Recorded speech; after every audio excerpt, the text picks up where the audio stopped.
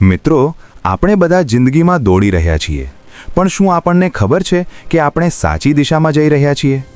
આજે આપણે જિંદગીની એક એવી સચ્ચાઈ જાણીશું જે તમને વિચારતા કરી દેશે કે તમે તમારો સમય ક્યાં વેડફી રહ્યા છો.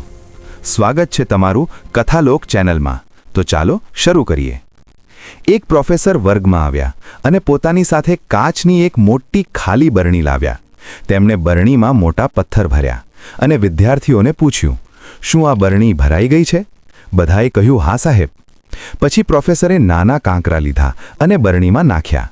કાંકરા પથ્થરોની વચ્ચેની ખાલી જગ્યામાં ગોઠવાઈ ગયા. તેમણે ફરી પૂછ્યું, શું હવે ભરાઈ ગઈ? વિદ્યાર્થીઓએ ફરી કહ્યું, હા.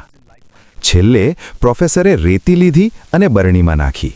રેતીએ બાકી રહેલી બધી જ જગ્યા ભરી દીધી. પ્રોફેસરે સમજાવ્યું, આ બરણી એટલે તમારી જિંદગી.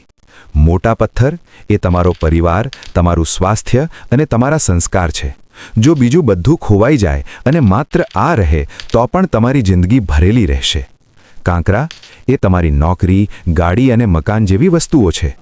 રેતી એ નાની નાની નકામી વાતો, સોશિયલ મીડિયાની ઈર્ષ્યા અને બીજાની લાઈફ સ્ક્રોલ કરવામાં વેડફાતો સમય છે. જો તમે બરણીમાં પહેલા રેતી ભરી દેશો તો મોટા પથ્થરો માટે કોઈ જગ્યા જ નહીં બચે.